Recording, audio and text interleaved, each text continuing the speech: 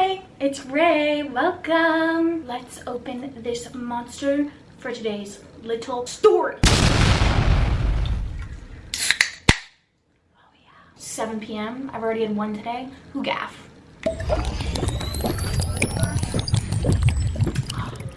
It's beautiful. It's elegant. Alright, so I was pondering on YouTube video ideas. I could not think of anything that was like really funny or like really called to me because I've been feeling kind of lazy. And my friend recommended a story time because I lived a very ratchet youth. I was doing drugs, I was like being a hoe, like I lived a very impactful youth, I will say. And I was like, no, I don't want to do story times. Like I don't want to do story times, I want to do like, you know, more intentional content. But then I'm like, what the fuck intentional am I gonna do? Like I'm one person and I've got a whole life and I need to start, you know, talking about my stories online. So when I'm writing my memoir, I don't have anything blank. Yeah, I'm gonna write a memoir. I don't give a fuck. I don't gas. Yeah, this is the studio, by the way. We're still working on it. I'm still trying to get it figured out, but it's a work in progress.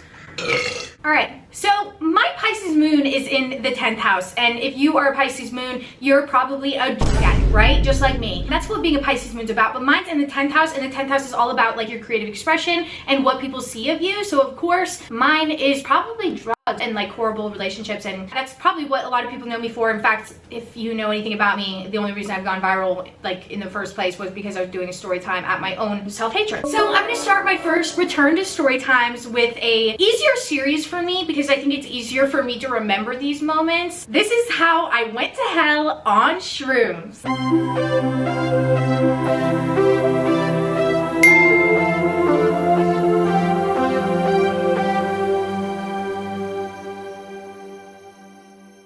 Yes, I went to literal hell, and I'm not even exaggerating. I'm not even playing. I've done shrooms probably around like 15 times. Like honestly, I've done shrooms a lot because I do really like shrooms. But I will say my first 7 to 9 trips were all a different layer of hell. It was a different layer of my subconscious's hell. Yeah. First one was facing my fear of dying and the fear of eternity and my mysticism and never having the answer, you know, being very atheist. This one kind of woke me up from that. The second one was body image issues. I had like a crazy epiphany and I like got over a lot of shit. Third was like confidence in my identity and my job and like, you know, what I'm doing for a career. Fourth was realizing my relationship was abusive. Fifth was probably, you know, trying to yeet myself in front of my friends. I don't want to go off on that one once, but that one was a big deal because I don't really feel like, you know, that depressed very often. So it was a big deal and that was a wake-up call. And that one, you know, led me to go sober off of other drugs because I was doing and that trip kind of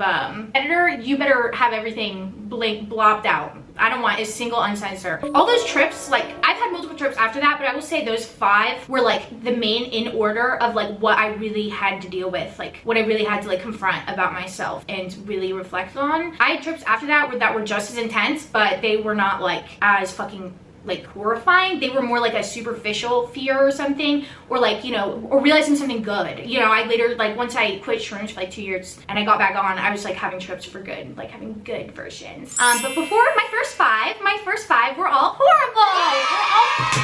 Horrible. I literally went to hell.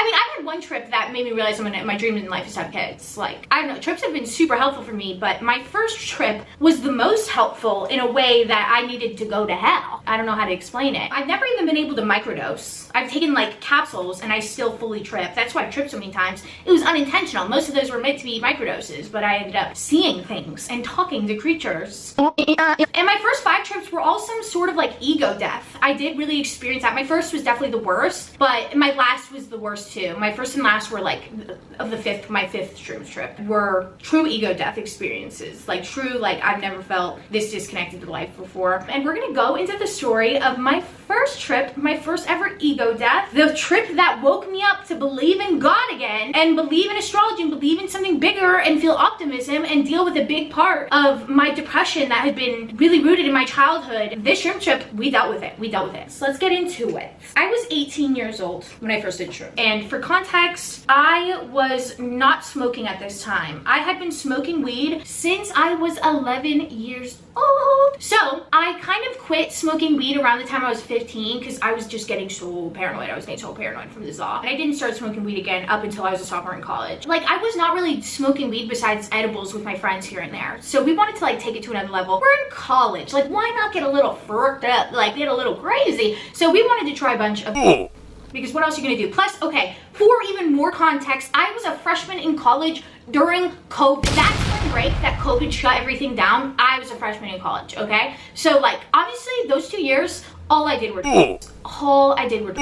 because I was an adult, so it was easy. I had money because of my job, and I had friends that were down because we were old enough. So all I did that 2 years of COVID was do and get abused. So we were wanting to try shrooms and experiment, right? And I had 2 people tell me, and fuck these fucking people, I actually don't fuck with them anymore, but I had 2 people tell me that like, oh, the ideal dose is 4 grams.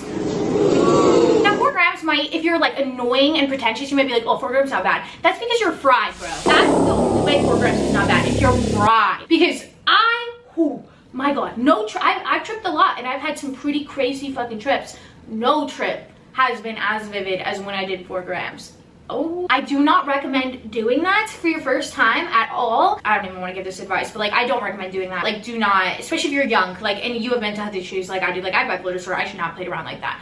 So I was like, I'll do 4 grams. Like, fuck it. If I'm gonna do it my first time, I'm gonna make it great. Now this is something about that is really frustrating. I trip or roll or whatever like an hour before everybody else does most of the time. Everything always hits me really fast, even alcohol. The only thing that doesn't hit me fast is weed. I don't know why, but everything else hits me super, super fast, like a tank. So I was ahead of everybody, like, right when we started. Let's put it into, like, the setting and the mood. It was in a beautiful suburban neighborhood in a quite Republican area. Right. And you see this big upper middle class house with multiple bedrooms, and you see 3 teenagers in 1 bedroom. Now there's multiple bedrooms because about 7 people live in that home because I have a big family. So imagine us in my room upstairs and my entire family is home. And my 2 best friends are with me and we're like, F it, let's do shrooms in front of my entire family because who gaff? And you know who one of those people are? My editor. Yeah, you see Bella Swan was there. So my friends and I were like, let's just fucking do it. So we all take it, and like immediately, like not even 20 minutes, probably less than that into eating it, oh my god, I start feeling it. Like everything starts changing in front of me. I literally am crying. Like I'm just sobbing, like out of like, I can't eat. I don't even understand what's going on, and I'm just sobbing. Like I'm freaking out. And my friends like barely are even tripping yet, like not even tripping yet. And so I'm probably freaking them out and setting it up for a good time. I just literally felt like the weight of the world on top of me. And if anyone's, you have to have done shrooms to understand what shrooms feels like. There's no other way to describe it, truthfully, like unless, or like acid obviously, but I literally felt like gone, felt so disconnected. And the reason I quit smoking weed is because I felt out of control, and the shrooms just took that up like 12 fucking notches. Like I felt so out of control. I had no control of time. That's what was killing me. The concept of time was utterly destroyed. 1 minute would feel like a genuine week. It felt so long. Everything was distorted around me. I couldn't control a single thing. I couldn't control my emotions. I was just laughing and crying at the same time over and over and over again. We end up inviting my other friend to join me, my friend from speech and debate, and he comes us and brings his bong and starts smoking Zaza in the room, and he keeps telling me like, hit it, it'll make you feel better, hit it, it'll make you feel better. I'm like, no, get it away from me. And my mom knocks on the door, and there's one thing about me. I could be drunk while also tripping, while also rolling off the bar, and I will still be able to talk and gaslight my mother to convince her that I am sober. I'm very good at it. I've always been good at it. She's walked into me doing it multiple times, and I've always convinced her not to. I just don't know what she really believes. But mom, I don't do that anymore. And my other friend, yeah, like my mom comes up and like knocks on the door, like, and I'm fully like tripping, I'm crying, my eyes are dilated, and it's because my friend's just smoking weed in the middle of my house with like 12 people home. So I had to convince her. And my mom, she was pretty, at least this time in my life, she was pretty cool to where as long as I wasn't doing it, she didn't really care. So she got over it and left. And I was like, we gotta get the hell out of here. Like I'm so emotional. Like I'm freaking out. I'm losing sense of myself. Like I don't know what's going on. So we get into the car to go to McDonald's and get a McFlurry, right? We get a McFlurry, all is good. And then one of my friends decided to stay home because he felt like the car was like really bad vibes. So he stayed in like out front of the house while me and my editor and my friend, he drove us to get McFlurries. And we pick up a McFlurry and I'm like, you know, okay. And then he's like, smoke the bowl. Like it will make you feel better. I smoked the Zaza. Oh, hell no, man. What the fuck, man? I feel my body going down, like to hell. Not going up, going down. Like I feel it going down from my head all the way to my toes. And what triggered everything was we were driving in the middle of the night, and it was only like a 5-minute drive, and a car who was probably a drunk driver swerved right in front of us, headlights, and then moved right out of the way, like directly in front of our car, and then moved back, and he was from the other direction. And I just lost it. Suddenly everything in the fucking sky turns red, and the moon becomes an eye, like fucking Griffith is here, and shit is about to go down. I mean, it was actually horrifying. I literally went down. In that 5 minutes or however long drive, that level of time being distorted was taken up to an even higher notch where I had no concept of time, I had no concept of self. And I just remember like fully just like losing all understanding of what is real in front of me. But something that brought me back to was I was kind of realizing that I was like, okay, if this is what hell is, if this is what eternity feels like, if this is what the worst of it is after I die, then in some way I'm kind of feeling it right now. And I'm surviving, or not surviving, but I'm okay. Like, it's horrifying, but I'm still here, I'm still okay. I'm one of those types of people that like I can get over my fears the moment I deal with them. Once I deal with them, I'm done. Like, I no longer fear that thing anymore. I react very well to exposure therapy. It does really well for me. So something about just going to this worst possible place, having time, like the concept of eternity be shown in top of me and show me like that time is a concept, is a construct, like it is fully in our head. All my time can be fucked with at any given moment while I'm alive. Can't even imagine what happens when we die. So, you know, I was 5 minutes of like full ego death, and then my mind started getting back and started realizing like, hey, if this is what it is, this can't be like the worst thing in the world. Like, I actually feel so connected right now because I understand what everybody goes through, and I was coming out of the trip just like crying, just feeling so connected. And it was like, this was 2 hours into the trip at this point, and my friends are so tired. They're having their whole, I don't even know what my friends were doing because I was just fully in another place. I couldn't even tell you what they were up to that night or how their trip went. I couldn't tell you because I was dealing with my own shit. And I actually had a really good time. Like, this is the first time I'm hearing that it was that terrible for her. Like, while she was descending into hell, like, I was in the back of the car. I opened up my Google Docs and wrote like, oh, 1 second journal entry that was like, life is literally whatever you make of it. Like, I'm not even playing with that. I will show on screen. Like, I think I was like the only like completely sane person that night. Like, I when I saw that car, like, it was scary, and I just went, you know, like, this is my time to go. Like, that's okay. That's just meant to be. Like, I also, like, not even on no like, you know, S word like shit. I was just like, I came to peace with like death too, but not in the same way as Ray.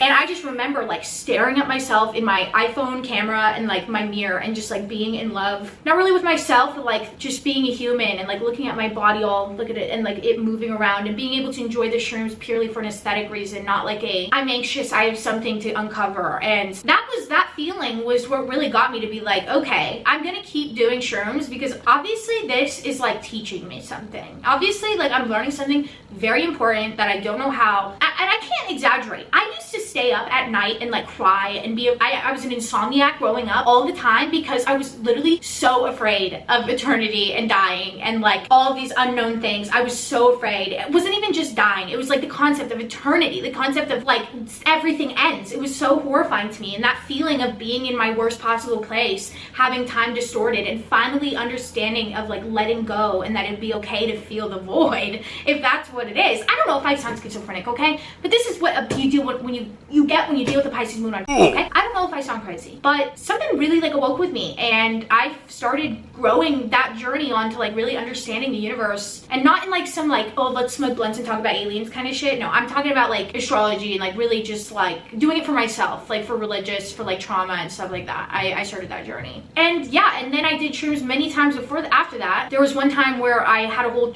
like forest of trees laugh at me and tell me to get the fuck out. I have many stories on shrooms. I can tell the one about where I almost yeeted myself. There's so many stories I have on drugs. I call this influencing. That's what I'm gonna start doing. So yeah, that was my first shrooms trip. I think I might like keep going with these stories. I think the next one I can do is my first time I took Adderall when I was 14. That story is crazy. That story, I was hallucinating. Like, I have so many stories related. Guys, I haven't even got into the stories. Like, I used to be a addict, if you didn't know that. I don't talk about it very much, but this is where I'm gonna start talking about it here. Right here. So this this is a lot of first time scoops, a lot of things I haven't told stories about, a lot of things I kind of only keep to my friends. I've decided to open up because it's something I do remember. It's something that played a big part in my life those years, and it's something I can farm fucking content out of. So yeah, comment down below and tell me if you liked this style of story, if you want more of like these story times, or you want me to focus more on like vlogs and like intentional, like planned out, like video essay format, or not video essay, but like more like doing a direct thing instead of a story time. You guys let me know, because I do enjoy the story times. I just have to force myself to remember these things.